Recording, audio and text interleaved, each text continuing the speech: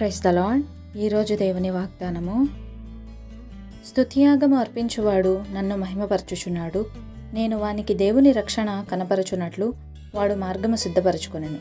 కీర్తనల గ్రంథము 50వ అధ్యాయము 23వ వచనము.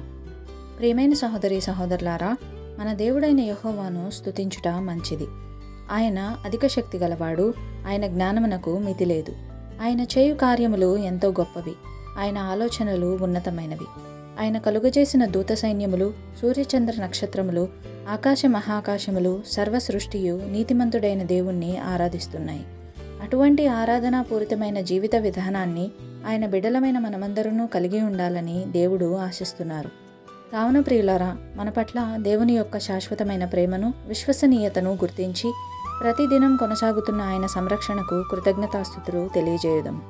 అటి కృప దేవుడు మనందరికీ దయచేయనుగా. ఆమేన్.